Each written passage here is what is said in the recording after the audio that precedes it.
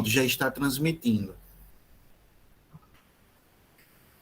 Então, bom dia a todos e a todas. Vamos dar início a mais uma sessão de comunicações, a terceira sessão de comunicações do segundo colóquio Logos Fidei, com o tema Filosofia e Mística, do nosso Núcleo de Estudos de Fenomenologia, Hermenêutica e Mística. Hoje vamos contemplar a apresentação do Felipe Ferreira de Almeida e Joabe Santos Silva. O Joabe Santos Silva vai apresentar o trabalho intitulado Os Degraus do Conhecimento da Elevação da Mente, um encontro místico com Deus a partir do itinerário da mente para Deus, de São Boaventura, e o Frei Felipe Ferreira de Almeida vai apresentar a recuperação dos sentidos da alma na contemplação beática do Verbo encarnado de Deus, uma leitura fenomenológica hermenêutica do capítulo 4 do itinerário de São Boaventura. Todos estão nos ouvindo? No YouTube e no Meet? Ok. Então, os nossos pesquisadores, estudantes, vou fazer uma pequena apresentação agora. Só um momento.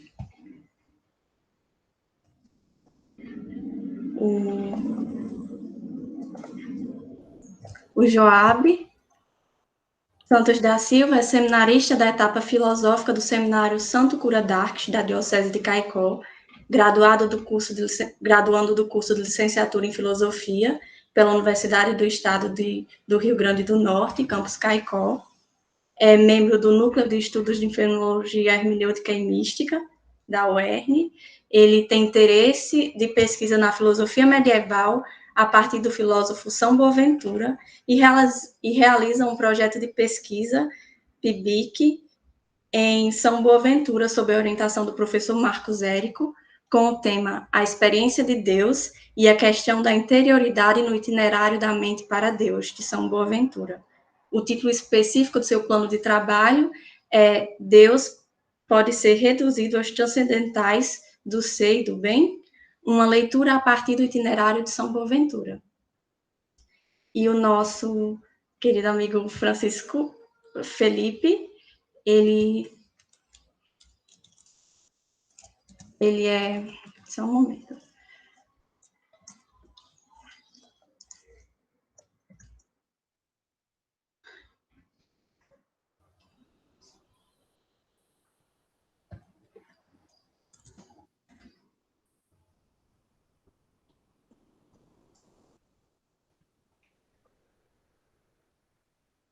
Posso somar. Eu sou frade franciscano, atualmente residindo aqui na cidade de Salvador, Bahia. Fui aluno do professor Marcos Érico quando cursava Direito na Universidade, né, na Faculdade de Integração do Sertão, de Sertalhada. E estou conhecendo, né, estou mergulhando dentro desse grande jeito de pesquisar, né, essa forma de conhecer a mim mesmo e essa realidade filosófica. Atualmente sou graduando do curso de Filosofia da Universidade Católica de Salvador, cursando o segundo semestre. E estamos aqui juntos para fazermos fraternidades e caminharmos também de mãos dadas. Muito obrigada, Felipe, pela apresentação. E vamos dar início aqui às nossas apresentações com o Joabe. E vocês terão 30 minutos para a apresentação. E ao final a gente faz uma discussão, tá certo? Pode começar, Joabe. Muito obrigada. Por nada. Então, bom dia a todos vocês, né? Eu queria aqui, primeiramente, aproveitar esse espaço para agradecer a oportunidade, né, de explanarmos as nossas pesquisas. Agradecer também ao Núcleo de Estudos de Fenomenologia, Hermenêutica e Mística por essa oportunidade de estar adentrando essa primeira pesquisa, né, em São Boaventura. Para mim ainda é algo meio que inicial, algumas leituras iniciais, então é uma pesquisa que ainda está engatinhando, mas que vai pegando o ritmo com o pouco do tempo, né?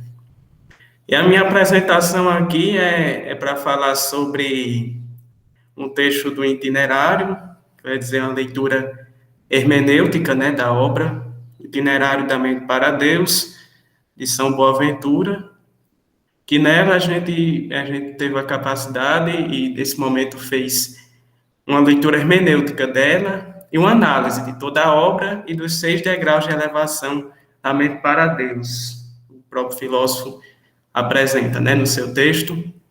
Então, nosso tema ficou intitulado, né, o conhecimento de Deus através dos degraus da mente, o encontro místico com Deus a partir do itinerário da mente para Deus de São Boaventura.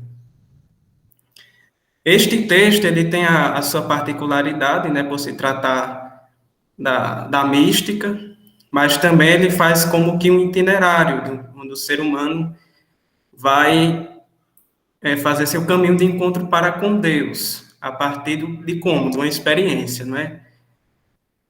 E a partir disso, o próprio São Boaventura, ele se espelha muito na imagem de São Francisco. Então, a obra do Itinerário da Mente para Deus é remetido metaforicamente à experiência que São Francisco teve a partir do Monte Alverne, onde na aparição do serafim de 6 asas ficou impresso em seu corpo os 5 estigmas da paixão. E esta obra traz, logo no prólogo, essa metáfora, e a partir disso se segue, de acordo com o discurso filosófico, teológico, a compreensão do seu pensamento. E fazendo essa contemplação e olhando a São Francisco, este que nós falamos, que recebeu os estigmas do próprio Cristo, a obra do Itinerário da Mente para Deus mostra, através de São Boaventura, que o próprio obteve os estigmas a partir do contato com Cristo crucificado. Sua filosofia de vida, se podemos assim dizer, baseava-se no conhecimento de Jesus, o crucificado. O que São Francisco vivenciou em sua vida corresponde a uma vida de humildade e de reconhecimento de Deus, e não só no reconhecimento, mas de interioridade e intimidade com o próprio Deus. Desse modo, esse olhar para dentro de si, este arrebatamento místico, corresponde ao momento em que um homem, conhecendo-se exatamente tal como ele é, se rebaixa a seus próprios olhos no mundo em que vive. Esta virtude convém aos que dispõem seus corações como que degraus, e como que da escada para se elevar progressivamente até Deus. Por fim, esta elevação resulta, assim, numa configuração resultada de uma mística especulativa, no qual fazemos este caminho a partir dessa leitura hermenêutica da obra do Itinerário da Mente para Deus. Esta existência, quando falamos em questão existencial, é esta fé, que corresponde, portanto, a este movimento da busca de Deus pela sua experiência. Dessa forma, o ser humano é convidado a dar como que um salto, enquanto salto existencial para a dimensão do encontro com Deus, que se revela no e a partir do Cristo crucificado. Nós vemos que é uma característica peculiar de São Francisco e da ordem franciscana, onde esta espiritualidade com Cristo crucificado é totalmente manifestada nesse processo de interioridade e no arrebatamento místico da alma até a Deus. Nisso, a partir deste exemplo de interioridade, para chegarmos ao conhecimento de Deus e nos colocarmos nos degraus de elevação, é preciso tê-lo como primeiro princípio, o Criador de todas as coisas, o sumo bem, e a maneira de como chegarmos até Ele. Pois para elevarmos-nos acima de nós, temos a necessidade de uma virtude superior. Ou seja, a necessidade do Criador, o primeiro princípio, é este Deus que cria, e quando cria, deixa os seus vestígios impressos na sua criação por Ele criada. Por isso, fazemos este caminho, pois dos vestígios partimos para o encontro com Deus. Das coisas terrestres partimos até Ele. Nossos fins não estão nelas, mas as mesmas servem como ponto de partida. Em continuidade, portanto, nós falamos sobre a consideração do primeiro princípio, ou seja, o próprio Deus, a unidade da essência divina, essencialmente espiritual, eterno e que sempre está acima de nós, do homem. E este caminho é necessário primeiro passarmos pelo vestígio, pelo que é material, temporal e exterior. Isto significa pôr-nos nas vias de Deus. E se pôr nas vias de Deus, primeiramente refere-se a este ponto de partida, na qual a alma vai de encontro com Deus. Aqui a gente, citando e parafraseando o professor Marcos Aurélio Fernandes, o próprio diz em sua obra Os Pensadores Franciscanos, ele apresenta no momento do seu texto, que é uma citação que é: o pensamento de São Boaventura não é senão um tal empenho de contemplação. É um pensamento itinerante, está sempre a caminho. Dessa forma, é um caminho até Deus que está à nossa procura. E é interessante ver que este caminho é também um esforço humano, é o homem que decide, que está à disposição, se coloca em um itinerário, mas também é a disposição de Deus que vai ao encontro do ser humano. Então, quando se fala do primeiro princípio, falando na espiritualidade, antes de nos colocarmos à disposição, o próprio Deus, na sua criação, ele teve a necessidade também de ir ao encontro do homem. Isso é a difusão que o próprio Deus teve. Então, a partir da encarnação do Verbo, a partir do Cristo, o próprio Deus, ele fez esse caminho também, de ir ao encontro do ser humano, até mesmo antes que o ser humano fosse ao próprio encontro dele.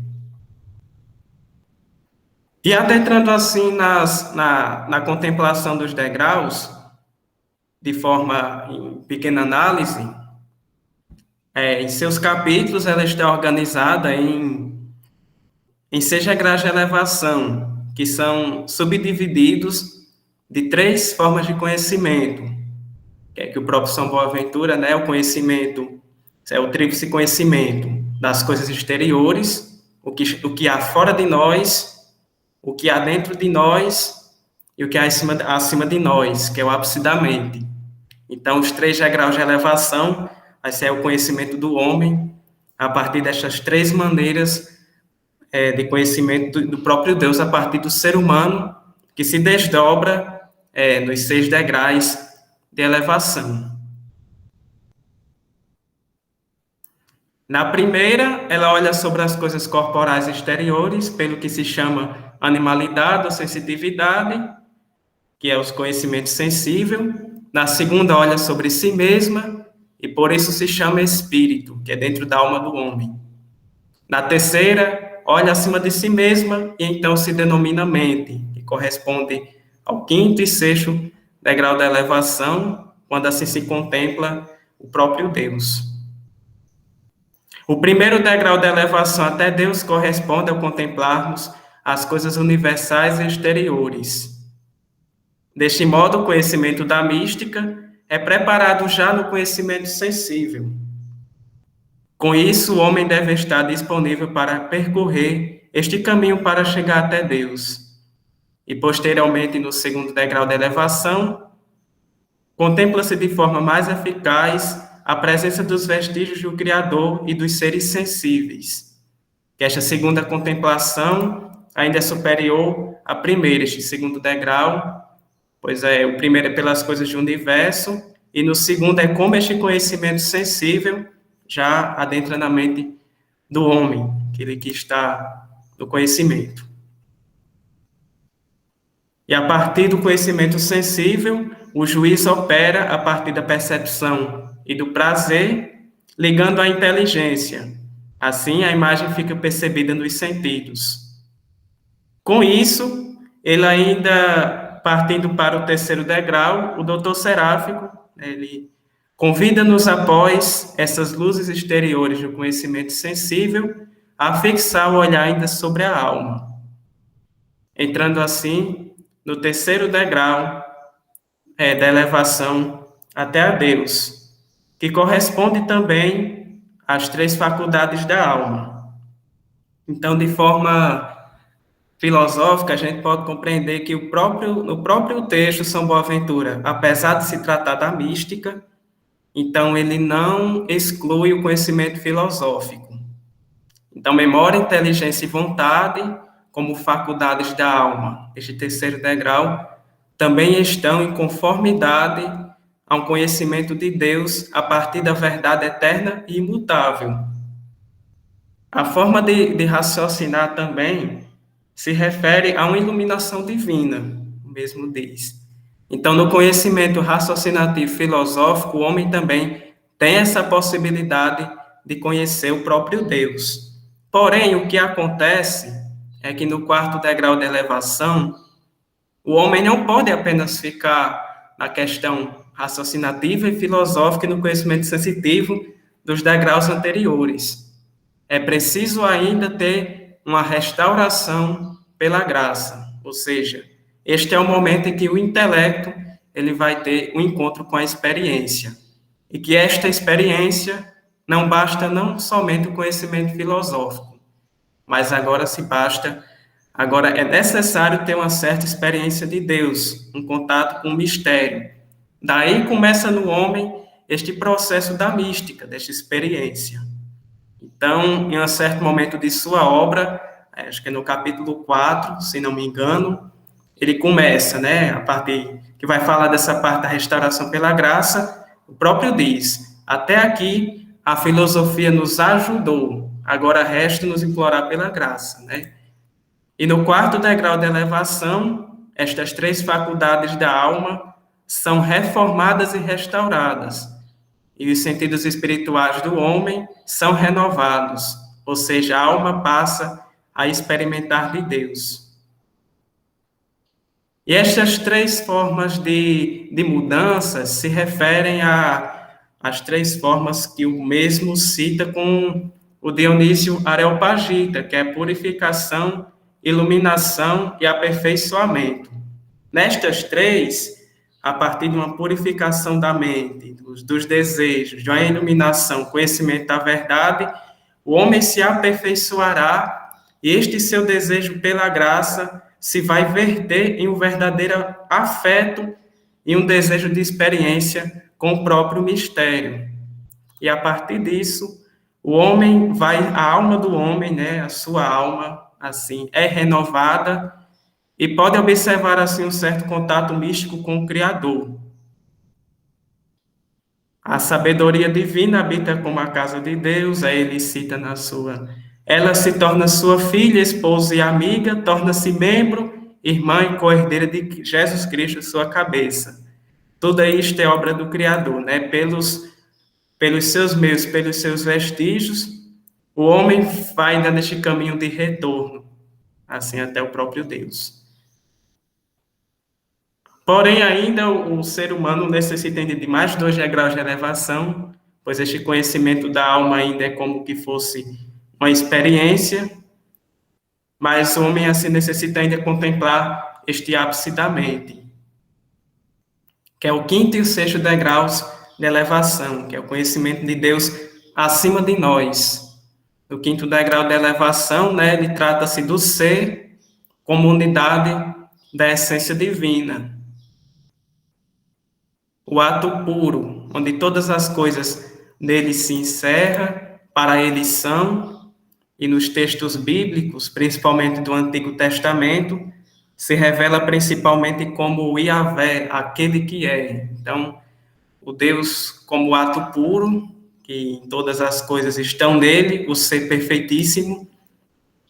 Então, se contempla Deus na unidade da essência divina, no 5º capítulo, e no 6º, este próprio Deus, este 6º ato puro, se contempla como o sumo bem, aquele que é capaz de realizar uma tal difusão. Então, esta difusão de Deus realmente se refere a uma comunicabilidade. E retornando a este princípio, foi esta comunicabilidade e esta sua difusão que faz aí ao encontro do homem, pois assim se revela-se o mistério da Santíssima Trindade, o Pai, o Filho e o Espírito Santo. Isto é, o ato puro de um princípio que ama caritativamente, com amor gratuito, com amor devido e com dois amores simultaneamente.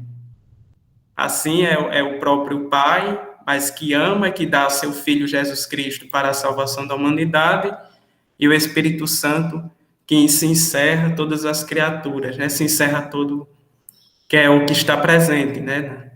Então, esta trindade também se refere-se como, ele utiliza a imagem de um livro, na qual toda essa trindade, no fim dos tempos, é que encerra toda esta criação do próprio Deus. Deus que começa a criação, mas que também encerra. Assim, ao elevarmos os nossos olhares e se procurarmos o contato com Deus a partir desta contemplação, compreendemos com absoluta certeza que todas estas maravilhas se encontram na Beatíssima Trindade. Deus Pai cria, Deus Filho salva e Deus Espírito santifica. Com isso percebemos o amor de um Deus que nos criou, do seu Filho que morreu para nos salvar e o Espírito Santo que nos dá a graça santificante. Em continuidade, só é possível este acesso místico, até neste sexto degrau, ainda vai se mostrar a necessidade ainda de uma experiência com Deus a partir do repouso da contemplação. Então, mesmo com a ideia do ser e do bem, ainda está além disso, né? Deus não pode ser reduzido à imagem transcendental do ser e do bem. Então, está além da experiência, está além de certas ideias de Deus ainda, né? E com isso, o caminho percorrido dos seus degraus de elevação, dos 6 degraus, tende para o conhecimento de Deus. Todas estas meditações, até a da contemplação de Deus pelo ser e do bem, também ajudaram a chegarmos a este itinerário. Porém, é preciso ainda que a alma vá além de si mesma do que de uma certa ideia de Deus. É preciso estar em união mística com Ele, né? Como se fosse um contato íntimo com o Criador. Ao chegar neste êxtase, que não é outra coisa senão a porta externa dessa união das vontades e dessa coincidência de um amor humano que se colocou à disposição, depois desse amor divino, que antes mesmo se colocou à disposição, antes que o homem colocasse o seu amor à disposição de Deus. A partir disso, desta união das vontades e dos afetos, se tem este repouso da contemplação, onde o homem não está mais apegado às coisas do mundo, mas está entrelaçado com Deus neste amor divino. E com isso, fechando assim, nós concluímos esta apresentação, esta minha leitura hermenêutica a partir da obra do Itinerário. Muito obrigada, Joab, pela apresentação. Agora nós iremos dar início à apresentação do Felipe Ferreira e, ao final, vai ser aberto para as perguntas e os comentários. Ok? Felipe? Pois não, obrigado, Então, pode dar Carmélia, início. pelo espaço. Então, neste momento, eu irei trazer para vocês um pouco da minha explanação, que traz justamente essa forma, né, de observar o itinerário da mente para Deus, e a partir dessa observação feita, e também pela vivência de uma caminhada, de um contato para com aquilo que está escrito, tentar, né, trazer presente muito a dimensão do Verbo encarnado de Deus.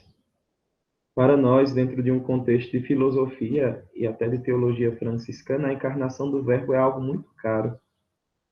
São Francisco, enquanto homem, então, enquanto homem Francisco, soube observar isso com a própria vida, a fim de se relacionar com essa própria experiência do Verbo encarnado de Deus. Quando eu vi o Verbo encarnado dentro da perspectiva de São Boaventura, e com o Verbo encarnado, a recuperação dos sentidos, eu fiquei muito inquieto.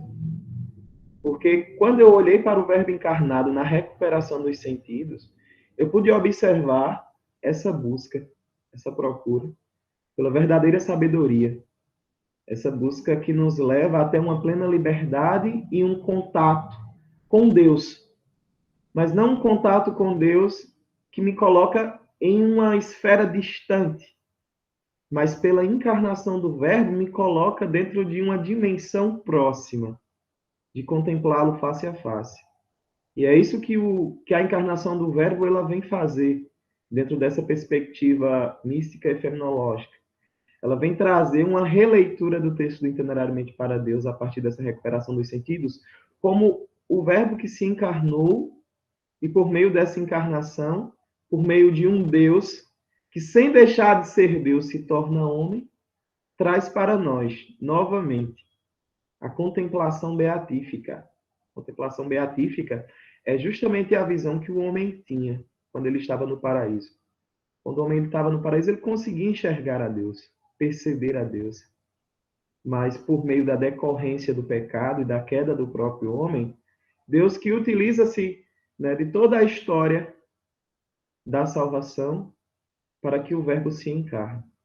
E a partir da encarnação do Verbo nos restituir, nos reconciliar, fazendo então uma mediação que gera por meio dele uma aliança que é eterna e que nos coloca nessa procura incansável pela verdadeira sabedoria.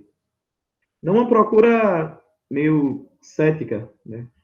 Não uma procura que nos coloca sempre a procurar e nunca a encontrar. Mas a verdadeira procura pela sabedoria que nos coloca o Verbo encarnado de Deus é uma procura que, de fato, nos leva a experimentar da mesma nesse caminho que é itinerante. Eu gostei muito quando o Joab colocou desse caminho itinerante que se assemelha ao itinerário da mente para Deus.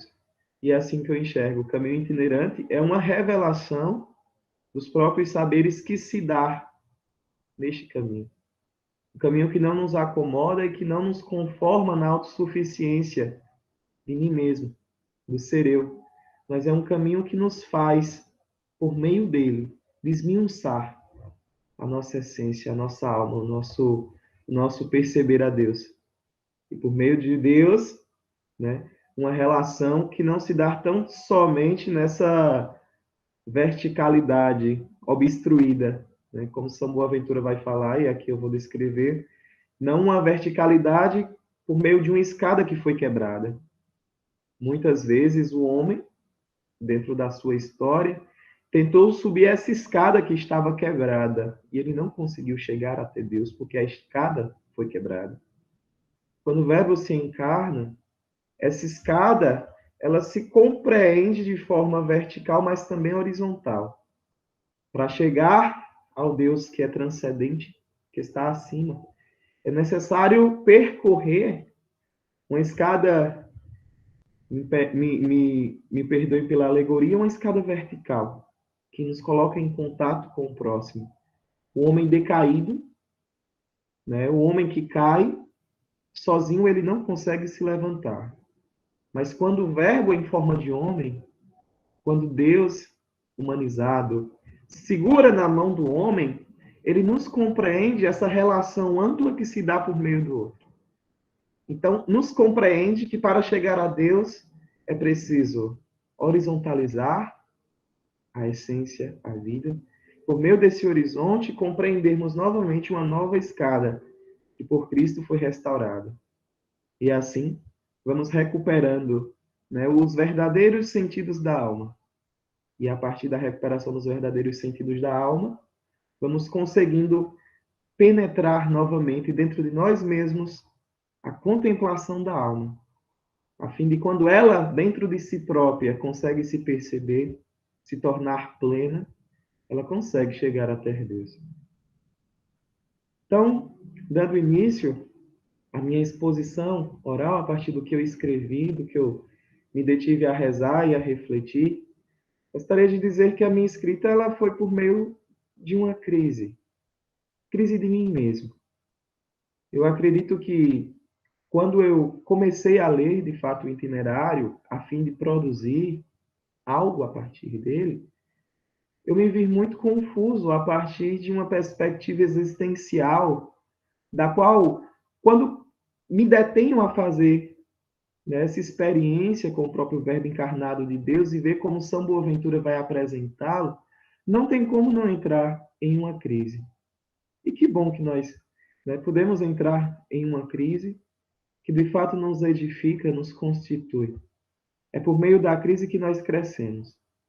É por meio da crise do homem decaído e por meio desta crise, né, que por amor o Verbo de Deus se encarnou. Então, o ventre da razão nos impele à contemplação pela luz do mistério divino. A busca feita por nós de adentrar no transcendente não seria tão divina se anteriormente não calçasse as sandálias do peregrinar humano. Em São Boaventura, observamos o visível caminho, alheio também ao sensível e ao invisível, que despercebe até então os nossos olhos. Contemplar Deus na sua imagem é arrancar os véus que inibem a sua semelhança para com nós, humanos. Eis porque o homem que por feliz culpa aderiu à graça de pertencer à filiação adotiva por parte do Pai das Luzes em seu Filho Jesus Cristo. O Verbo que de palavras vivas se tornou carne.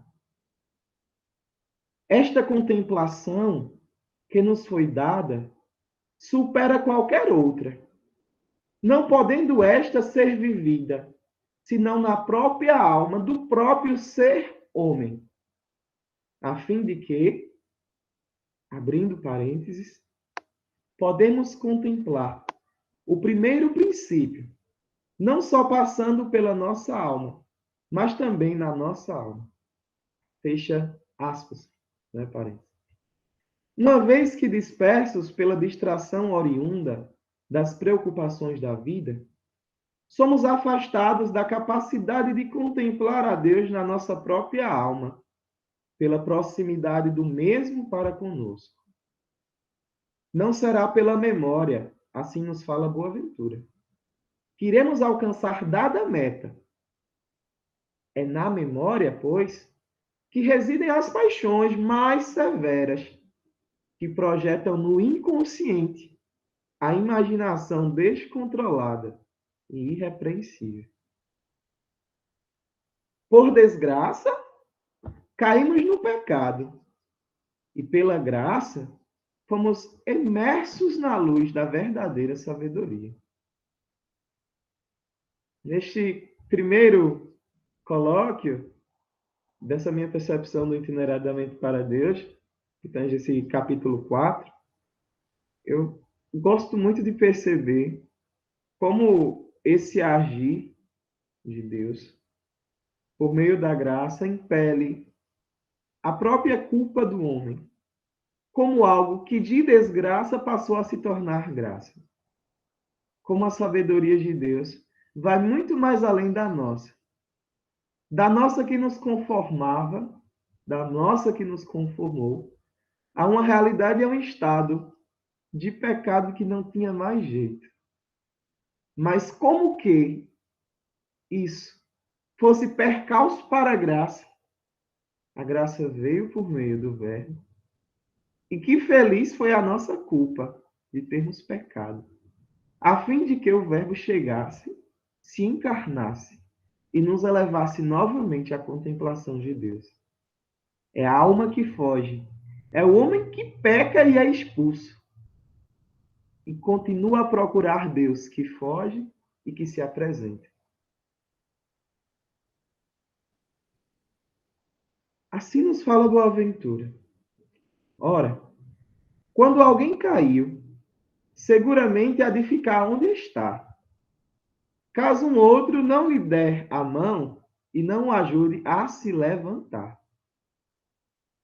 Neste caminho, oriundo do espírito que pairava sobre a vida primeira, fomos abatidos pelo cansaço da exaustidão, consequência da fuga do paraíso. Então, quando nós somos expulsos do paraíso, nós nos tornamos cansados, homens cansados, sedentos.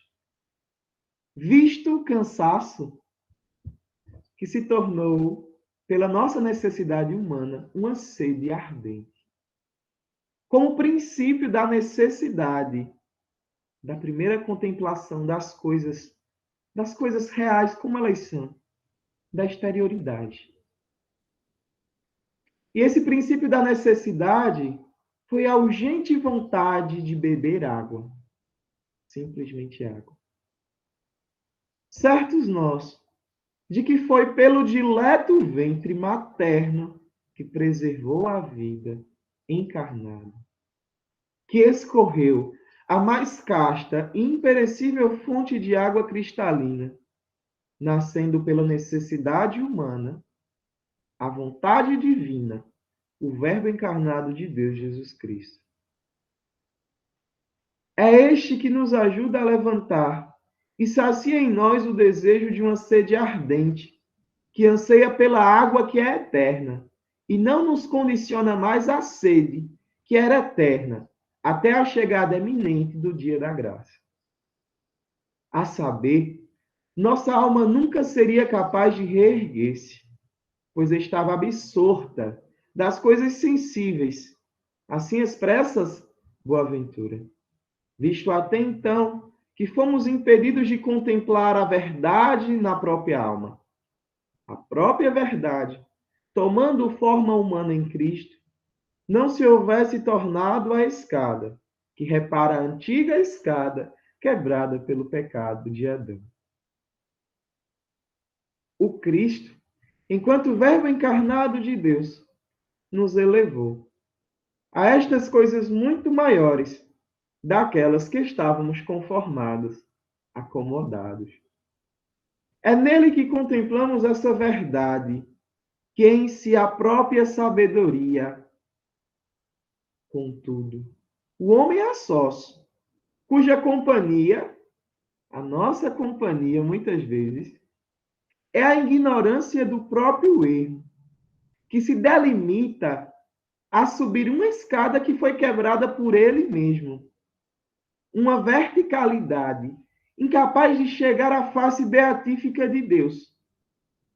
Desta forma, a reparação nos foi dada com a própria humanidade do Deus Filho, que ao nos levantar pela sua mão redentora, nos ensinou a verticalidade de olhar para si mesmo na forma de outrem, corrigindo, que nos ensinou a horizontalidade de olhar para si mesmo na forma de outrem, a fim de consertar o erro da ignorância autossuficiente, que é independente da graça.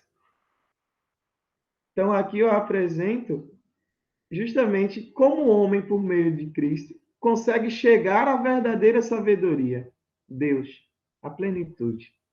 E por meio dessa graça, como em Jesus Cristo contemplamos em nós o outro a partir dessa horizontalidade, que faz com que caminhemos até a verticalidade que nos conduz ao próprio Deus. O nosso objetivo não é homilético. Não estou aqui para fazer homilia. Caso fosse, fugiríamos do nosso caminho de releitura deste capítulo 4. Uma releitura fenomenológica. que por estar escrito já nos precedeu. Então não basta repetir o que está escrito, mas usufruir dos frutos daquilo que, precedendo a nossa reflexão, veio antes de nós. A busca pela verdadeira sabedoria partiria da razão, se o nosso objetivo fosse dar-lhe uma resposta. Mas ao tratarmos de contemplação, olhar a sabedoria implica em nossa alma o mistério que caminha nesse itinerário apresentado por Boaventura. É somente pela contemplação que eleva-se os limites da douta razão, a fim de sermos capazes de ver, com olhos sensíveis, um Deus que se humaniza e que, por essência, não deixou de ser Deus. Olhar agora para Deus com olhos sensíveis é perceber esta humanidade de um Deus que, sem deixar de ser Deus, veio ao nosso encontro e caminhou conosco. E aí, como para mim, nessa sabedoria, tentar perceber em que forma se constitui essa essência de um Deus que a tal ponto se assemelha a nós para nos colocarmos no caminho, no peregrinar, no itinerário de uma mente até então confusa, decaída, que não tem a capacidade de contemplar a Deus, mas pela sensibilidade de um Deus que é homem como eu, buscá-lo perceber com os meus próprios olhos.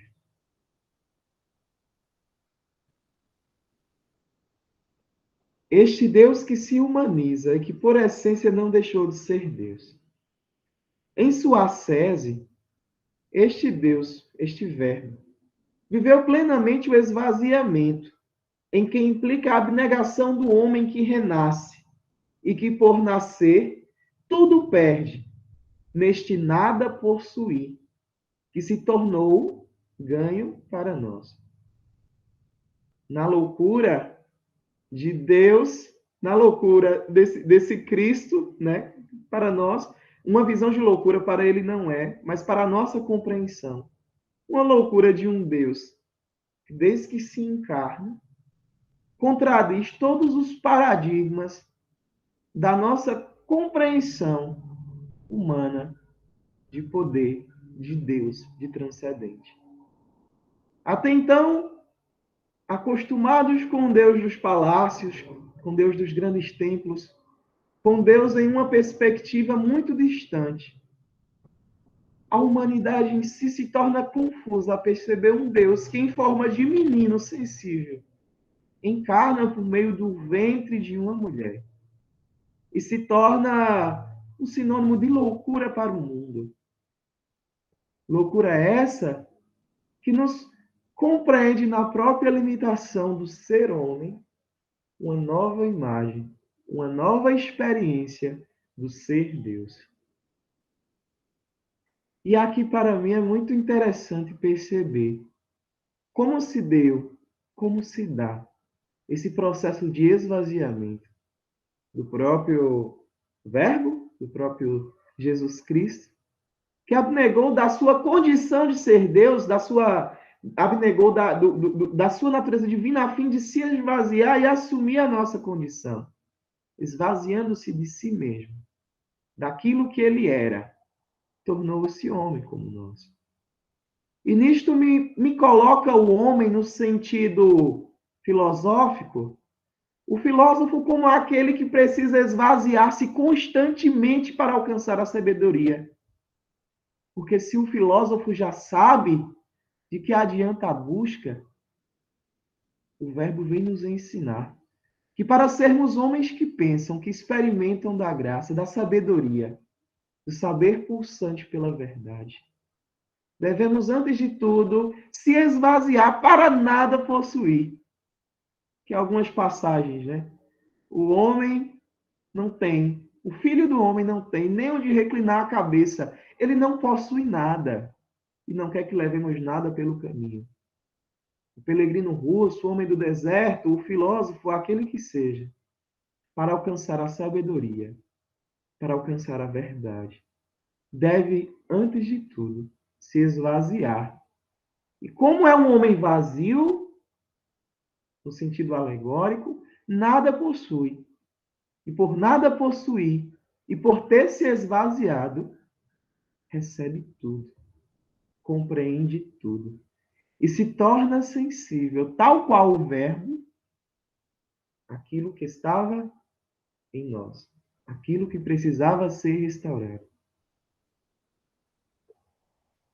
Nesta kenosis, ad verbo, se inicia humanamente toda a divindade do ser divino, a fim de nos elevar tal qual e divinizar aquilo que um dia foi profano. Jesus, o novo Adão, se fez pecado, a fim de que na condição de pecadores nós alcancemos por ele o caminho, a ascese, a porta estreita, a passagem segura, que nos leva plenamente e eminentemente à sabedoria que jamais se esgota. Esta nova árvore da vida frutifica os seus feitos pela vivência do humano que se eleva e jamais, por elevar-se, decairá no laço da morte eterna. A aliança feita entre Deus e homem, expressa por Boaventura neste capítulo 4, é como a árvore da vida plantada no meio do paraíso. Poderia afirmar que no Verbo de Deus uma nova criação emergiu das cinzas, tal qual o fênix, que reluziu, uma nova aurora de um novo dia. Contudo, vamos muito mais além, ao perceber que o novo jamais existiria sem o velho que lhe precedeu. Seria então este um caminho itinerante da mente para Deus? Cristo é este caminho. E como franciscanos, reconstruir. Como franciscanos, fomos chamados a pensar em um mundo que passa por sua constante reparação. Com efeito, reconstruir evoca o chamado de Francisco de Assis, que em meio a uma igreja decadente, não preferiu fundar outra, mas pela experiência do próprio esvaziamento, do próprio ser homem, ser Francisco, reparou, reconstruiu, reformou. E de Boaventura e de tantos outros, que não ficaram inertes a esse modo de reconstruir, de reformar, de reciclar, de reparar as coisas. Chamado este que nos foi dado pelo Cristo. A priori, a vinda do novo homem encarna no mundo com sua humanidade, a reparação da falta e a recuperação dos próprios sentidos. Aqui vamos chegar no ápice da nossa reflexão. É esta a recuperação dos sentidos. Para isto, revisitemos, pois, nossa alma, imagem de Deus, das três virtudes teologais que a purificam, a iluminam e a aperfeiçoam. É por meio destas virtudes que a imagem divina se reforma, se restaura e se torna conforme a Jerusalém celeste e membro da igreja peregrinante. Boaventura apresentou a reparação oriunda das virtudes teologais e as subdividiu de acordo com os sentidos da nossa própria humanidade. Mas antes de partirmos para estas subdivisões, devemos compreender o conceito que nos foi dado por Jerusalém Celeste, no itinerário da mente para Deus. A Jerusalém Celeste, ou seja, a Jerusalém do Alto, se nos fala Boaventura, é ela que é nossa mãe. A alma deve, pois, antes de tudo, crer em Cristo, esperar nele e amá-lo. Ele é o Verbo encarnado, incriado e inspirado, isto é, o caminho, a verdade e a vida. Pela Jerusalém Celeste que nós vamos compreender a plena liberdade que vai nos impelir, a alma, por total apego ao Cristo, a fim de que com ele vamos ser este gosto da plena liberdade. A analogia com o livro bíblico do Cântico dos Cantos, que São Boaventura faz, reforça essa comparação entre alma e esposo, a fim de que haja uma perfeita relação com aquele que uma vez mediador, se tornou para nós o caminho, a verdade e a vida. De início, a primeira virtude por Boaventura apresentada foi a fé, capaz esta de recuperar o ouvido e a vista espiritual. O ouvido para escutar os ensinamentos de Cristo e a vista para o ouvido para ouvir os ensinamentos de Cristo e a vista para perceber e considerar os esplendores de sua luz. A obediência do latim declina-se como obediere, que quer dizer escutar com adição. Ob, de atenção, mas audire, escutar. E nisto consiste a escuta autêntica e verdadeira, que emite em nós a sabedoria da palavra. Escutar consiste em obedecer, ou melhor, implicaria estar sob obediência, a fim de saber escutar e, com ela, imprimir o selo da verdade perfeita. Ao tratarmos da visão, percebemos a luz que emana e transmite o resplendor do mesmo foco, ou do mesmo fim. Basta olhar para o resplendor do Deus Filho e não se sentir coagido por tal luz. É como que o homem, impelido pelo pecado, pela culpa original, olhasse para Deus e não conseguisse mais olhar para ele, porque a luz ofuscava, encandeava. Agora não. Por meio da virtude da fé, nós conseguimos enxergar a luz que emana do Verbo, que emana do Cristo. Não mais somos cegos, como éramos na antiga cegueira espiritual, mas sim aqueles que somos capazes de compreender a luz em toda a sua plenitude, com este longo e curto caminho traçado por Boaventura. Ainda podemos perceber nele o suspiro da vida, dado pela virtude teologal da esperança, que nos torna aptos a acolher o Verbo. E com isto, nos tornamos dignos do olfato espiritual, suspirando pela esperança de acolher o Verbo, assim nos descreve Boaventura. E o desejo e o amor fazem-lhe adquirir o olfato espiritual. De forma que todas as coisas por ele criadas se complementam entre si. A virtude, então, agora, da caridade, caminha continuamente com a esperança, nos levando a abraçar o Verbo encarnado e a recobrar o gosto e o tato espiritual. Abraçado pela caridade. Assim nos descreve Boaventura. O Verbo encarnado, que a enche de delícias e a quem passa pelo amor estático, recobra o gosto e o tato espiritual. É impensável conceber a recuperação dos sentidos pela encarnação do Verbo, sem antes enaltecer a maior de todas as virtudes, pois é somente pela caridade, caritas, ágape, que se compreenderá o real abraço entre alma e Verbo, esse encontro entre natureza humana e divina entre si, que entrelaçam-se a fim de ser o homem Jesus Cristo, o novo Adão. Ainda que não tivéssemos caído em pecado, por caridade o Verbo se encarnaria e nos permitiria abraçá-lo com a nossa alma pura e irreparável.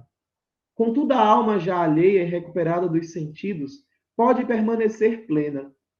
Depois de recuperar estes sentidos, a alma vê, escuta, respira, degusta e abraça o seu esposo. O contínuo caminhar se finda por ser um com ele, reforçando a ideia esponsal entre esposa, alma e esposo, Verbo de Deus. Só quem se encontra intimamente com o amado recebe dada contemplação, a fim de que, pela experiência do próprio coração, se torne enquanto, contudo, ela por si, que não seria capaz de proporcionar pela experiência, ou seja, aquilo que no início falamos, né, da mente que seria incapaz, por meio das meras considerações da racionalidade. Licença, aqui... faltam 2 minutos, viu? Sim, senhora, só falta 2 parágrafos. Trazendo aquilo que nós falamos da mente, né? Que aí traria um pouco dessa questão do limite da filosofia. Até que ponto? E agora ele nos fala que somos chamados a perceber o grau da elevação do nosso espírito, pois o mesmo se torna tão hierárquico na elevação que se compara a Jerusalém celeste tal qual ela é, a fim de que nela ninguém possa entrar, sem ela ter descido ao coração por meio da graça. Sendo então exemplificado dado o contexto apresentado por Boaventura, e aqui já finalizando, onde por meio da visão de João Evangelista, que ele trouxe por exemplificação na descrição do livro do Apocalipse, assim ele afirmou: ora, ela desce no nosso coração quando, pela restauração da imagem de Deus, nele, com a ajuda das virtudes teologais, pelas deleições dos sentidos espirituais e pelos arrebatamentos estáticos, nosso espírito se tornou hierárquico, se torna, isto é, purificado, iluminado e perfeito. Os 2 parágrafos para terminar. É válido salientar que Boaventura ainda nos fala de 9 degraus, comparado aos 9 coros pelo qual Deus, em sua onipotência, se manifesta, em cada degrau por uma dada forma de ser. Para isso, a natureza em si, a alma, se constitui apresentando-se assim. Os 3 primeiros degraus consideram na alma humana a natureza, os 3 seguintes a atividade, os 3 últimos a graça divina. Enriquecida destes dons, a alma, entrando em si mesma, penetra na Jerusalém celeste, que é o ápice. A alma, entrando em si mesma, penetra na Jerusalém celeste, onde, ao considerar os coros dos anjos, vê que Deus reside neles e opera em todas as suas obras. Com isso, itinerantes como somos, a elevação da alma se excede tanto, a ponto de ultrapassar os limites da própria filosofia, viu, Marcos? A ponto de encontrar unicamente nas Sagradas Escrituras este salto, o cúmulo das virtudes, que é, por meio das Sagradas Escrituras, a fé, a esperança e a caridade. Pois, percebe-se, pois, que a Sagrada Escritura tem por objetivo principal as obras de salvação. Eis porque ela nos fala frequentemente da fé, da esperança e da caridade, virtudes que transformam nossa alma, que transformaram nossa alma. E aqui para encerrar. E mais uma vez, enaltece a caridade como mandamento primeiro, que por duplo preceito estende o amor de Deus para com o próximo. E em concretização vivida no amor de Jesus Cristo, o Verbo que se encarnou por amor, no amor e com amor se doou em favor da nossa causa. Contudo, é por meio da soma das 3 virtudes que a alma se tornou capaz de penetrar novamente em si mesma, para poder contemplar a Deus. A contemplação da alma para Deus remede-se à beatífica visão que antes perdida, agora foi recuperada, como nos apresentou este peregrinário itinerário. Como que num leito, a alma finalmente irá dormir em paz e repousar em Deus.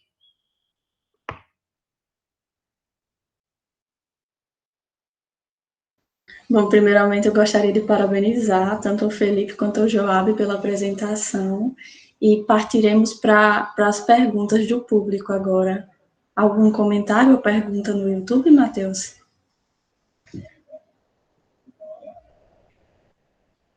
Ops, desculpa a demora. Obrigado, Carla. Carla respondeu. Ainda não, o pessoal ainda não fez nenhuma pergunta, mas estão acompanhando. A gente está com um público bacana lá. Então, nós podemos chamar aqui os membros no Google Meet para uma conversa ou questões a respeito dos trabalhos apresentados. Eu fiz algumas anotações e teve uma frase, um termo utilizado pelo Joab, que é esse caminho de retorno para com o próprio Deus. Eu gostaria que você, se pudesse, falasse um pouco mais sobre isso, Joab. Então, na sua obra, né, é como esta disposição mística do homem até Deus, de experimentar esse mistério. Quando falamos de retorno, é porque nós mesmos e as coisas criadas por Ele, assim como nós, também somos criações do próprio Deus. Então, antes da criação, então Deus tinha todo o conhecimento da criação, né? Então já éramos dele. Então já somos dele, né? Só basta que o homem faça esse caminho de retorno. Nós mesmos também somos vestígios da própria criação divina. Acredito que essa questão de no momento em que o homem se dispõe, ele está retornando a este primeiro amor que o próprio Deus, antes de nós amarmos a ele nos amou. Acredito que seja isso. Muito obrigada, Joab. E quanto ao Felipe, eu também vi uma questão sobre esse esvaziamento. Como se dá esse esvaziamento para chegar até esse Deus? O esvaziamento desse Deus para se encarnar também. Carmélia, essa dimensão do esvaziamento, sim, teologicamente falando, se dá dentro do processo da kênose. É um grande desafio para nós tentarmos fazer essa leitura do itinerário da mente para Deus e saber, né, simplesmente por meio da teologia, que é por ele expressa, alcançar esse objetivo da filosofia, que é justamente lê-lo dentro de uma compreensão de busca pela própria sabedoria, um amor à sabedoria. E dentro desse caminho de busca, que é itinerante, o processo de esvaziamento que foi apresentado até então por São Boaventura se coloca como essa chegada do Verbo de Deus, Jesus Cristo. Jesus Cristo, o Verbo estava em Deus. O Verbo estava como divindade. Para poder o Verbo sair da divindade e se encarnar no nosso meio, sem deixar de ser Deus, ele passou por esse processo de esvaziamento, da abnegação da própria condição. Ele abriu da sua condição divina para se assemelhar tal qual a nossa condição humana. Então, o processo de esvaziamento é de um Cristo que chegou dentro da nossa realidade sem reservas. Ele não chegou com os sentidos, digamos assim, da nossa humanidade já prontos, mas ele passou por um processo de construção humana tal qual nós. Ele nasceu, ele foi criado, ele foi amamentado, como São Francisco fala, por peitos humanos, por seios humanos. Sentiu medo na pele, sentiu a fome, sentiu toda a sua compreensão em si de divindade de humano. Então, só Deus para ser tão divino que seria tão humano. Então, aí ele vai compreender essas duas naturezas, tanto divina como humana.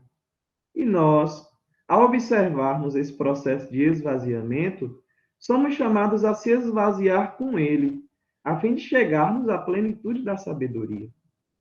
Porque se nós caímos mais uma vez no erro da autossuficiência, da ignorância, de achar que sabemos de tudo e que conhecemos a Deus, o Verbo vem nos ensinar que nós não podemos conhecer a Deus se antes conhecer o próximo, que é Ele mesmo.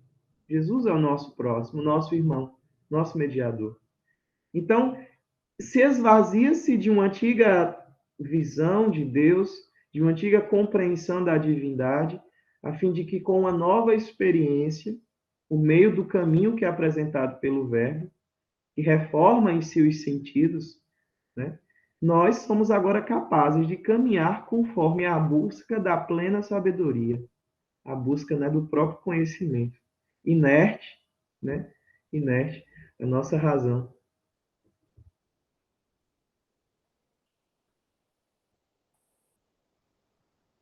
Muito interessante, meninos. No YouTube, o Rafael Medeiros parabeniza tanto o Joab quanto a pesquisa e exposição, o Frei Felipe.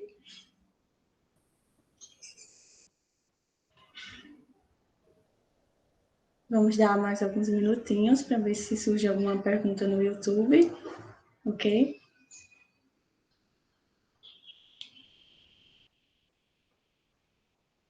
E lembrar também que à tarde teremos as exposições, as mediações pelo Matheus e pelo professor Teixeira.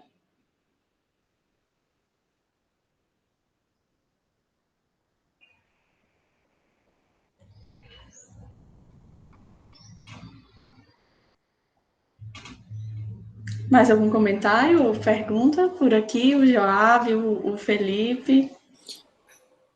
Acho que o Marcos Érico está com a mão levantada, Carmélia. Pode. Então, professor.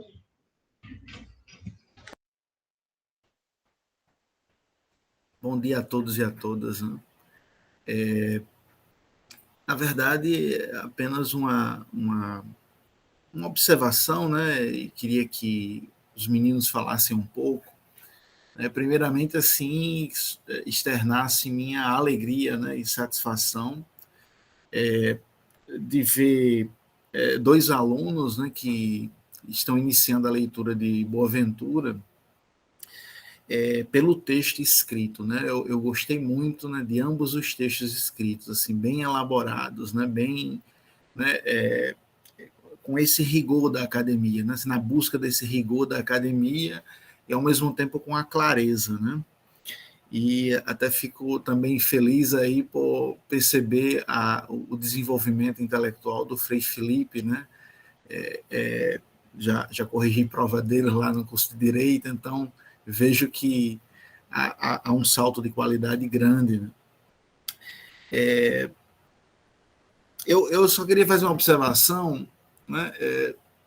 Eu não sei como o Frei Felipe não produziu uma poesia desse negócio, né? Porque escutando a fala dele, eu disse, pô, tem que sair uma poesia disso, cara. Eu tanto na fala do Joabe quanto na do Felipe, aparece essa coisa do encontro místico, né? O encontro com Deus, né? E para que esse encontro se dê, o homem, né, em virtude do pecado, precisa ter restaurado a sua natureza, né? Quase como que os sentidos estão meio que embotados, né? Meio assim, a luz brilha, mas tem alguma coisa que impossibilita de ver. Então, a graça precisa atuar aí, enfim, né? Para que se possa dar esse encontro.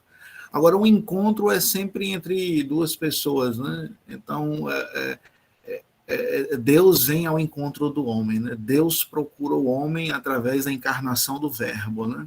Quer dizer, o homem procura a Deus porque, de algum modo, Deus, de algum modo, estabelece contato, né? Assim, vem antes a esse encontro, possibilita que esse encontro seja possível. E eu gosto muito, né, trabalhar um pouco isso hoje à tarde, né, se der, né, a coisa de uma filosofia itinerante, né? Eu gosto disso, apareceu nas falas, né? E aí eu queria que comentasse um pouco essa coisa nesse encontro, né, como o Joabe descreveu, né, aí dos degraus, né, para que se possa chegar a esse encontro místico. Felipe também, e na fala do Felipe apareceu a coisa da kenosis. E eu achei assim interessante porque para que se dê esse encontro místico com Deus, Deus se esvazia, né? A kenosis, né? Ele sendo rico, né? Tudo isso, ele se esvazia e se faz pobre e tal. E comecei a pensar que também essa descida de Deus também exige do homem, para que ele busque Deus, essa transcendência do homem, né? Que exige também uma kenosis. Quer dizer, assim como Deus se esvazia para encontrar o homem e salvá-lo, parece que também há uma certa exigência da liberdade do homem também ter que se esvaziar de si mesmo, né? Assim, quem perder a sua vida vai salvá-la. Quer dizer, assim, de algum modo o homem tem que se perder nesse sentido, né? Assim, se esvaziar para poder encontrar Deus, né? E aí se encontrar em Deus, né? E aí eu fiquei pensando na coisa do próprio filósofo, né? O Felipe usou essa expressão, o filósofo precisa se esvaziar para nada possuir, né? Eu achei bom também isso, porque na ideia da itinerância, né? Itinerância é o oposto de estabilidade. É interessante isso porque é um espírito bem franciscano, né? Não é monástico, né? Da estabilidade no mosteiro, né? Então, é a itinerância no mundo. Mas isso também é uma imagem aí do homem, né? E da filosofia. Quer dizer, a filosofia também é um limite, né? Enquanto um ápice assim, do conhecimento, das ciências, mas ela também tem um limite para poder efetivar esse encontro. Então, me parece que também é importante para esse encontro místico uma kênose, quer dizer, nessa itinerância, né, sem desprezar o âmbito filosófico, o âmbito do intelecto, mas para atingir o ápice do intelecto da mente, a filosofia já não é uma ajuda, né? Ainda que não seja um obstáculo, ela é um trânsito, uma transição. Então, o filósofo também me parece, aí em Boaventura, que tem em algum momento que se esvaziar, inclusive da própria filosofia, para que possa estabelecer um encontro aí com um primeiro princípio, né? Eu queria que vocês falassem um pouquinho sobre isso, né? Parabéns aos dois aí pelo texto escrito, né? Gostei muito.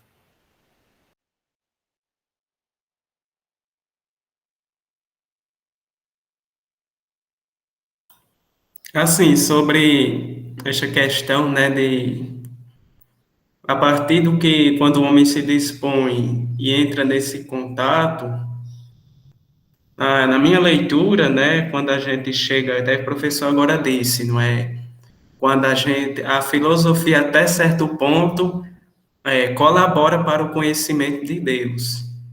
É lembrar também de uma obra de São Boaventura, acho que é os Três Caminhos da Vida Espiritual, o Incêndio do Amor. No prólogo, de uma forma bem inicial, ele diz, né, todas as ciências manifestam em si a marca da Trindade. Porém, aí ele continua, né, sua obra, porém é necessário um encontro com a graça. Eu acredito até que o próprio São Boaventura faz uma distinção, né, até da teologia e da mística. Tanto que nos capítulos do ser, quando ele trata do ser e do bem, se manifesta, né, esse contato, essa busca pelo conhecimento de Deus, pelo ser, pelo bem, mas ainda é necessário ter uma experiência, não é? Então, acredito que o trabalho do Frei Felipe explorou mais, mas também um pedaço do meu texto, não sei se deu para explorar bem, eu coloquei aqui, não é, que a questão é necessário ainda um desprendimento por parte do homem, não é? E esse desprendimento só vai acontecer justamente quando o homem se dispor à graça. Acredito eu, né, que, por exemplo, enquanto o conhecimento filosófico, enquanto o conhecimento teológico é algo que parte dentro de nós, do homem, né, ainda está no nosso intelecto. Mas eu acredito que esse lançar-se na graça é que vai exigir de nós este esvaziar-se, esse desprendimento. Porque, convenhamos ou não, é um arrisca tudo, né? Ali eu coloco minha fé. Então, o homem é que vai se lançar, né? E aí de Deus é que vai vir a graça. Acho que essa distinção é que perfeitamente ele vai falar no último capítulo, que esse encontro vai se dar a partir daí, né? A capacidade do desprendimento que o Frei Felipe colocou muito bem aqui também. Eu acredito que a fonte de inspiração, tenho certeza, que a fonte de inspiração de Boaventura, além do próprio Cristo, foi Francisco de Assis. Francisco de Assis, em um momento de crise, ele foi perguntar para Santa Clara: Clara, eu devo caminhar, Clara, o que é que eu devo fazer da minha vida? Eu devo ser um homem, né, da estabilidade, eu devo ser um homem apenas contemplativo, eu devo estar no meio do povo. E Clara de Assis reforça para Francisco: você deve caminhar entre a montanha e o vale povoado. E eu acredito que é esse caminho que Francisco sempre faz, do homem que é itinerante e ao mesmo tempo contempla. O homem que é itinerante e ao mesmo tempo está em Deus. E nisso, quando nós percebemos essa inspiração de Boaventura no próprio Francisco, acredito que a primeira regra da itinerância, no sentido até filosófico, é não levar nada pelo caminho. Porque se nós levamos muitas coisas pelo caminho, nós somos até impossibilitados de caminhar, porque a gente se cansa fácil. E o sentido do caminho daquele que busca é nunca se sentir no fim ou no meio dele. Porque enquanto o caminho, muitas vezes para nós, é uma finalidade, na contemplação franciscana, na percepção da itinerância franciscana, e aqui eu trago mais uma vez Santa Clara, o caminho é sempre ponto de partida. E o homem que caminha sempre por estar no ponto de partida é o homem que renasce constantemente a partir daquilo que ele é, a partir daquilo que ele pensa, a partir daquilo que ele busca, a partir daquilo que ele acredita. E o homem que renasce constantemente é o homem que nunca se esgota. Mas aí agora nós vamos perceber, o homem que nunca se esgota, mas que agora precisa se esvaziar para estar em contato com o Verbo, é aí que está, né, um dos grandes mistérios que nos detém a refletir. Porque essa caminhada de um Deus que passou por esse processo kenótico de esvaziamento, nos colocou justamente nessa própria busca de compreender o sentido do estar vazio. O que é estar vazio? E que de fato, e de que forma se vai de que forma se vai esse esvaziamento? Quando o Cristo ele se coloca como um ser vazio, é um ser que tudo ganha, porque o vazio do Cristo não é um vazio desnorteado de sentido, mas é um vazio que, dentro do caminho das 3 virtudes apresentadas por São Boaventura, se consuma unicamente no amor. É um vazio que se dá por amor. Eu não estou vazio porque eu quero. Eu estou vazio porque, como nos fala já o finalzinho do 4º capítulo, o amor de Deus se duplica. O amor de Deus, ele transborda. Porque o amor de Deus para conosco se dá um amor de forma tão profunda que se concretiza no Cristo. Então, o homem que ama a sabedoria, o homem que ama o conhecimento, ele se esvazia por amor. E por amar, ele ganha a sabedoria. E é interessante ver que, já trazendo um pouco do finalzinho do quarto capítulo, que eu não me detive, porque senão eu ia estender mais ainda a minha explanação. Finalzinho do 4º capítulo, Marcos, ele vai falar já da compreensão do Espírito Santo. Que por jeito de aderir, já que aderimos ao Verbo e fomos por ele restaurados, agora nos tornaremos templos do Espírito Santo. Já surge aí uma terceira pessoa, em contato, né?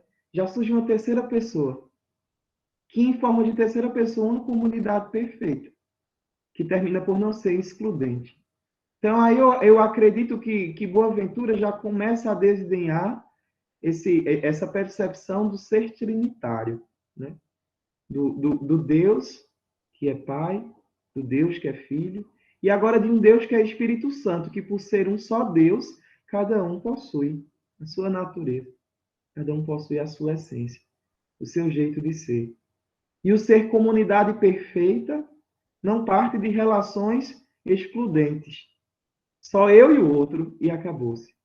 Mas ele sempre está aberto, porque ele não é um amor egoísta.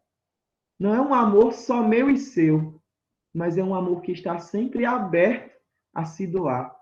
E aí se concretiza esse sentido do Cristo, de um amor que foi dado sem reservas. Porque se eu te dou o meu amor e tu me dá o teu amor, eu acredito que assim nessa troca temos muito a ganhar. Mas seria algo só meu e seu. Mas se o nosso amor se abre a se estender para outrem, o sentido de comunidade se torna perfeito. E de 3, não importa, né? O 3 é um número simbólico para exemplificar essa perfeição de ser Deus. Nós veremos esse amor que abraça tudo, esse amor que se torna pleno. Por isso que a finalização do capítulo 4, né, é a caridade. Né? É assim que fala, né? Em 4 linhas aqui concluo. Estamos, pois, enraizados na caridade, a fim de que possamos compreender com todos os santos a largura da eternidade, o comprimento da liberdade, a altura da majestade e a profundeza da sabedoria, discernente de Deus. Sem a caridade, nada o homem seria.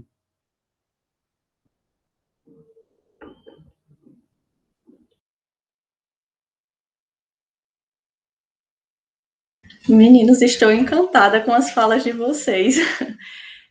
O professor Deda também, ele deu parabéns ao Joab e ao Felipe por tão brilhantes exposições, e sobre o Deus que, sendo divino, vem acampar no porão da humanidade através do Verbo encarnado. Ele lembra Boff, que diz: humano assim como ele se fez, só sendo realmente Deus. Fora dessa perspectiva, seria a negação do próprio Evangelho. E temos mais comentários também no YouTube, viu? O Rafael, ele diz que gostaria de saber que o Felipe comentasse um pouco sobre a encarnação, mesmo sendo o pecado do homem. Mesmo sem o pecado do homem, o Rafael. E, além disso, ele complementa mais abaixo, falando: acho que esta era uma questão bem discutida na Idade Média, inclusive que São Tomás de Aquino dedica um artigo da Suma Teológica a essa questão. Uhum. E a Vanusa Alencar, ela diz gratidão. São esses nossos comentários do YouTube, e a questão do Rafael sobre comentar um pouco mais sobre a encarnação, mesmo sem o pecado do homem. Ok? Eu não tenho muita propriedade dentro da filosofia tomista, Rafael, mas na medida dos fragmentos da vida, né? No sentido que a gente vai juntando tudo a fim de formar um ser, né? Um ser religioso. A gente vai lendo uma coisinha ali, outra coisinha ali, né? Do pensamento franciscano. E São Boaventura ele está falando claramente da caridade, do amor. Né? A caridade, se não seria o amor. E essa percepção não é algo tão somente de São Boaventura. O amor em si, enquanto filosofia, é próprio e é característica, é essencial da filosofia e do pensamento franciscano. E você dizer que o Verbo de Deus, se não fosse o nosso pecado, vamos criar uma imagem na nossa mente, Carmélia. Se Adão nunca tivesse pecado, né? Se o homem nunca tivesse pecado, e assim fôssemos santos, incognoscíveis, do princípio até o hoje, o Verbo ele ainda iria encarnar.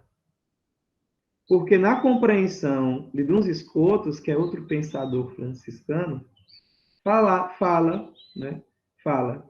que o Verbo de Deus se encarnou por finalidade, não pelos pecados, mas por amor. É o amor de Deus para com o homem. Porque se Deus possibilitou o homem se tornar sua imagem e semelhança de Deus. Essa imagem ela foi perdida. É como se fosse um espelho que no paraíso a gente refletisse a imagem de Deus e enxergássemos tal qual ele é, olhando para esse espelho. Mas esse espelho ficou sujo, ficou manchado. E o Verbo de Deus, encarnado por amor, limpa esse espelho. E agora não somos mais criatura e criador. Somos filhos. Por meio do amor do Verbo encarnado, nós não vemos Deus unicamente. Deus, Criador, Ele é. Mas agora nós somos filhos. E um filho é aquele que ama. Filiação, partiu de mim. Deus que me ama e eu que amo a Deus. Então, essa restauração dada por Cristo é uma restauração dada unicamente, exclusivamente, que só poderia ser dada por amor. Agora, nós, por nos tornarmos filhos de Deus, o amamos, tal qual ele é. Vivemos essa experiência profunda, enraigada do próprio amor de Deus. E, salvo me engano, acredito que essa frase seja de Tomás de Aquino, já que você o mencionou, eu não sei se é no Exulte do Precônio Pascal que se canta, eu não sei qual é o momento, mas que se diz: feliz culpa de Adão que nos trouxe por Cristo a redenção. O Tomás de Aquino meio que tem uma compreensão que a culpa do homem era uma desgraça, como eu citei, que por meio dessa desgraça nos trouxe a graça em forma de Verbo encarnado. Mas aí não foi só o pecado.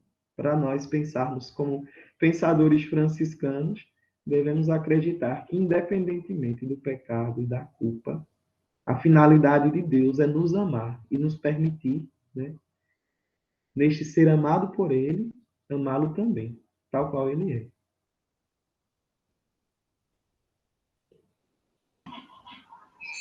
No caso, seria o amor esse elo de ligação entre o divino e o homem? É exatamente isso, né, que você está nos dizendo? Sim, exatamente. Porque Jesus, ele se encarnou por amor. É uma prova de amor. Tanto é, Carmélia, só finalizando essa questão, né? O Jesus nascer em uma família, um contexto de família, é a consumação, a planificação do amor que dá-se em frutos no ser humano. O ato de amor entre pessoas se dá justamente na consumação do ato, do ser uma só carne. E Deus se manifesta por meio de Jesus Cristo, Deus humanizado, na consumação desse amor. Obrigada, Felipe. Aqui eu vou ler os últimos comentários para encerrarmos. A Ionara, ela diz: parabéns a todos pela excelente apresentação, esse colóquio está maravilhoso. Concordo, Ionara. E a Vanusa, ela faz um comentário, eu acredito que foi numa das falas, depois da pergunta do professor Marcos, que é, só como confirmação, São Francisco tem estigmas? Ela não sabia que São Francisco tem estigmas. E é isso, vamos finalizando por aqui. Mais algum comentário, meninos?